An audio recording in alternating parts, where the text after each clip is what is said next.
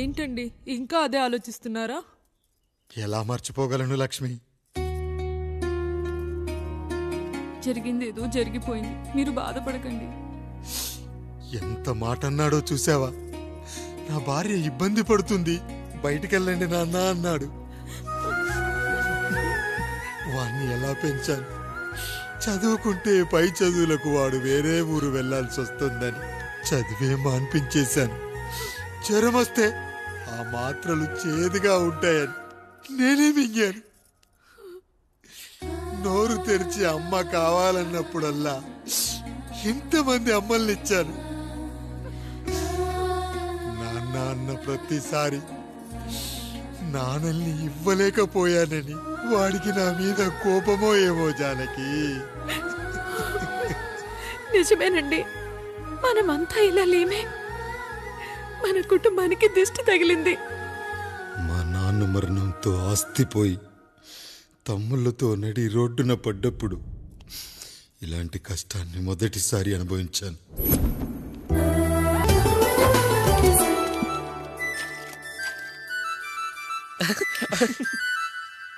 తమ్ముడు చాలా ఎదిగిపోయాడయ్యా.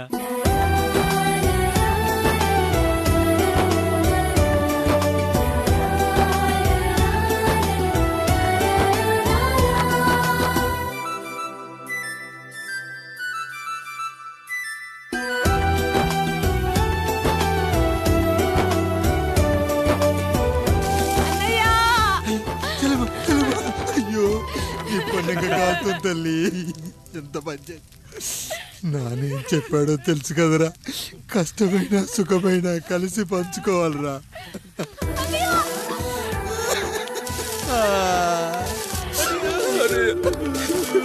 అయ్యో, మరి నువ్వు బాధ పెట్టుకోవా అన్నయ్య? మీ బాధ నా బాధ కాదట్రా. అమ్మా అమ్మా అమ్మా అమ్మా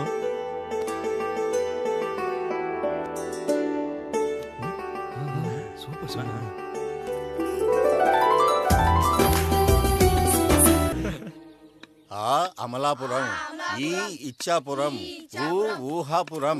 నమస్కారం. పిల్లలు బడికొస్తారంట మాస్టారు. బాగా చదవండి, పై చదువులకి పక్కూరు వెళ్ళాలి. ఏ ఈ ఊళ్ళో చదువుకోకూడదా? మన ఊర్లో కాలేజీ లేదు కదయ్యా. ఎరా, నన్ను వదిలి కాలేజీకి వెళ్తారా? నేను చదువుకుంది చాలదా?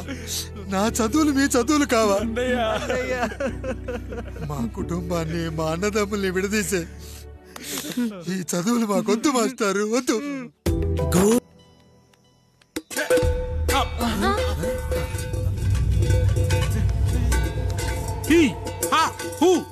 రేయ్, మన ఇంటికి దొంగలు వచ్చారా? దొంగలు వచ్చారు. దోచుకోండి రా, దోచుకోండి. మీరెందుకు వచ్చారా? చీపురెందుకు మావయ్య, ఈ కత్తి తీసుకోండి.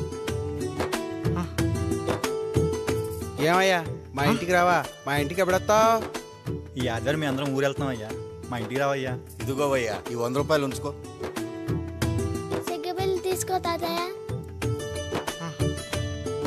ఏమిటి ఏమిటి ఆప్యాయత అనురాగాలు? ఇదంతా మాకు పాపారాయుడు గారు ఈ ఊరికి నేర్పిన సంస్కారం. మా ఊరికి ఎవరైనా వస్తే ఒట్టి చేతులతో పంపం. ఈ ఊరికి ఏదైనా రోగం వస్తే 4 చావులు ఇస్తాం. దొంగలు వస్తే దోచుకోవడానికి 4 ఇల్లు ఇస్తాం. అయ్యా, పేదరికంలో ఉన్న తల్లిదండ్రుల పిల్లల్ని పార్కుల నుండి, స్కూళ్ళ నుండి తీసుకెళ్లి బిస్కెట్లు, చాక్లెట్లు కొనిపెట్టి డబ్బుండి పిల్లలు లేని దుబాయ్ షేకులకు ఇస్తుంటే నన్ను కిడ్నాపర్ అని జైల్లో పెట్టారయ్యా. 300 రూపాయలు పెట్టి కొన్న కత్తిని అది పనికొస్తుందో లేదో అని ఒక నగల వ్యాపారి కడుపులో పరీక్షిస్తే నన్ను హంతకుడన్నారయ్యా. మీరే ఈ కాముడిని అర్థం చేసుకున్నారు. నేను మీ ఊర్లోనే ఉండిపోతానయ్యా, మీ ఊర్లోనే ఉండిపోతాను. సరే కాముడు, సరే. కుమ్మరోళ్ళున్నారు, కమ్మరోళ్ళున్నారు, కంచరోళ్ళున్నారు, కాశోళ్ళున్నారు. ఇక్కడ కంసాలున్నారు, పద్మశాలున్నారు, ఆచార్యులున్నారు, పూజారులున్నారు. రెడ్డి, నాయుడు, చౌదరి, దళితులు కూడా ఉన్నారు. హిందువులు, ముస్లింలు, క్రిస్టియన్స్ కూడా ఉన్నారు. అని ఒక దొంగ మాత్రం లేడు. ఈ రోజు నుంచి నిన్ను దొంగగా నియమిస్తున్నాను. ఈ ఊళ్ళో 4 ఇళ్ళు దొంగతనాలు చేసుకొని హాయిగా ఉండండి రా, హాయిగా ఉండండి. అయ్యా, మీ కుటుంబం అనే కొబ్బరి మంటలో నేను ఒక ఆకునవుతాను. అన్నయ్య అన్నయ్య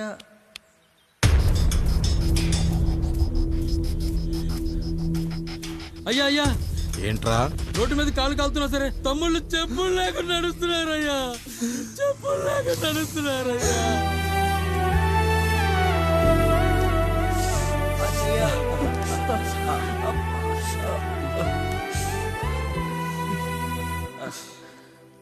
చెప్పులు లేకుండా నడుస్తుంటే కాళ్ళు కాలుతున్నాయట్రా.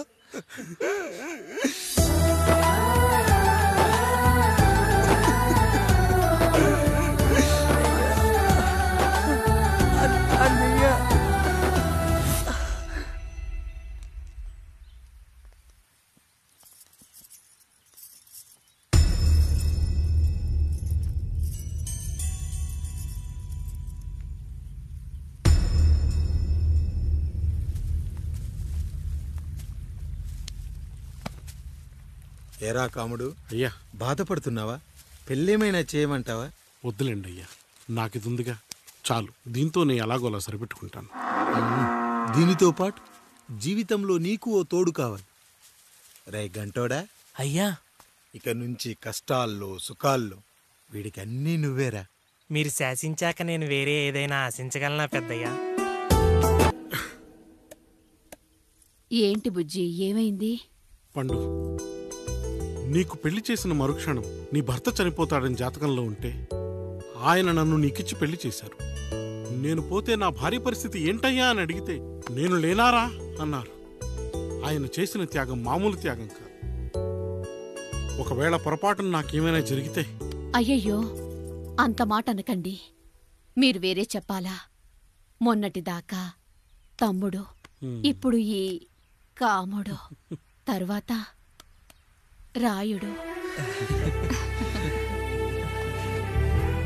ఒరేయ్ కాముడు, పెళ్ళైన దగ్గర నుంచి మీరు సరదాగా గడిపిందే లేదు. మీరిద్దరూ సరదాగా హనీమూన్కి వెళ్ళిరండి. ఏ ఊటీకో కొడైకెనాల్కో. ఇదిగో టికెట్లు. అయ్యా మీరు దేవుడయ్యా. ఇక్కడ పనులాగకుండా నువ్వు ముందుగా వెళ్ళిరా. నువ్వు తిరిగి వచ్చిన తర్వాత పండు వెళ్తుందిరా. అయ్యా, ఒక పని మనిషిని మీరు ఇంతగా ఆదరిస్తున్నారయ్యా. నువ్వు పని మనిషి ఏంటి పండు? నీలాంటి స్త్రీమూర్తిని ప్రతి మగాడు అమ్మలా చూసుకోవాలి. ఇక నుంచి నా బిడ్డలు నిన్ను అమ్మా అని పిలుస్తారు, అమ్మలా చూసుకుంటారు. ఏమంటావు జానకి?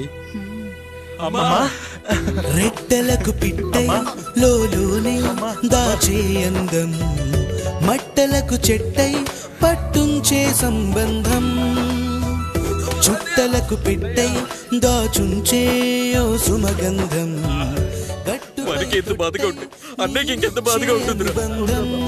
సిగలో చుండ్రల్లే ఈ బాధ నా బాధ కాదట్రా. దులిపే బలమున్నా అది రాలిపోని మేటి సంబంధం.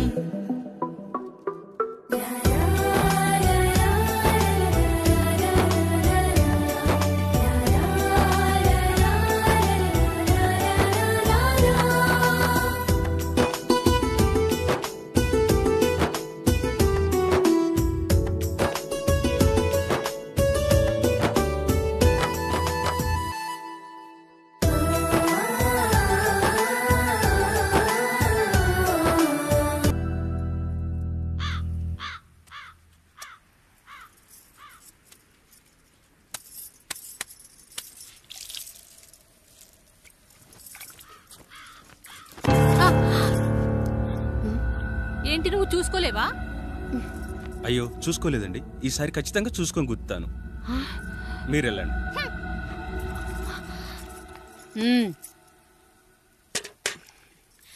చూడమ్మా, నువ్వు మా కూతురవ్వడానికి ముందే రాయుడు మాకు దేవుడు.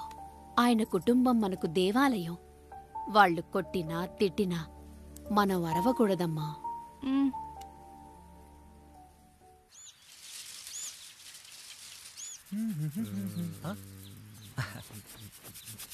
ఏంట్రా మిట్ట మధ్యన కసికసిగా పళ్ళుతో ఎత్తున్నావేటి? మీకేంట్రా పెళ్ళిళ్ళు అయ్యాయి? పెళ్ళి ఎవరు? కానీ కానీ కానీ హే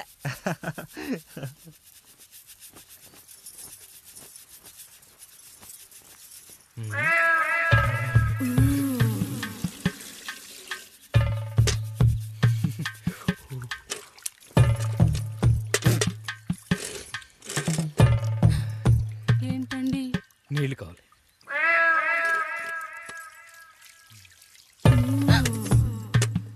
ఆయన కుటుంబం మనకు దేవాలయం. వాళ్ళు కొట్టినా తిట్టినా మనం అరవకూడదమ్మా.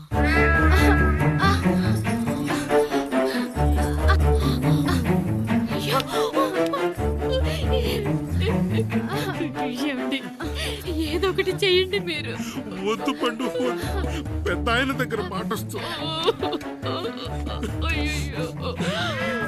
నేను చూడలేదు.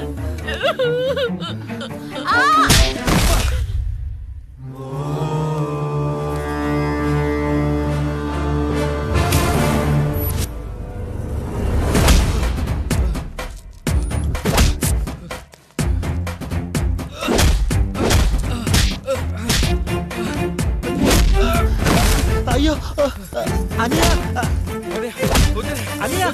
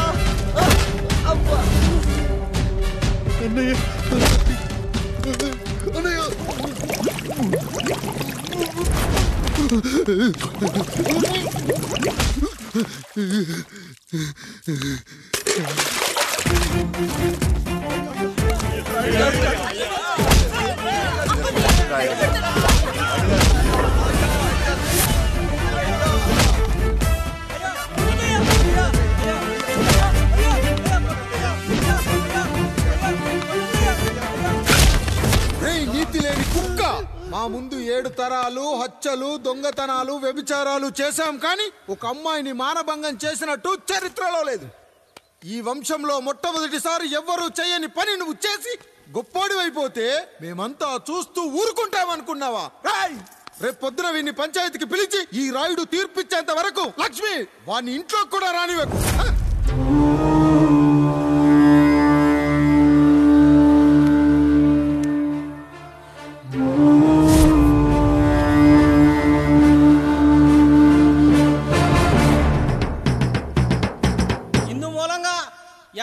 తెలియజేది ఏమనగా పెదరాయుడు గారి కుమారుడు ఆయన తన ఇంట్లో పనిచేసే కాముడు కూతురుపై మానభంగ ప్రయత్నం చేసినందున రచ్చబండ దగ్గర తీర్మానం చేయబడింది.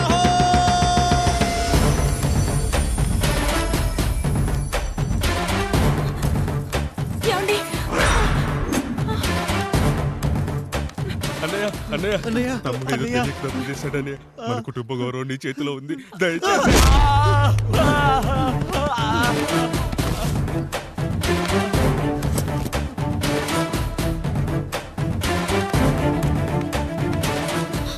అయ్యా అయ్యా, తీర్పిచ్చే ముందు ఒక్కసారి ఆలోచించండి అయ్యా.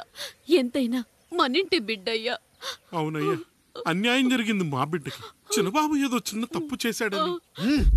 మనుషుల్లో 2 రకాలు. ఒకడు రోడ్డు మీద వెళ్తూ పొరపాటున పేడను తొక్కింది పేడ అని తెలుసుకొని నీట్గా వెళ్లి కడుక్కుంటాడు, వాడు ఉత్తముడు.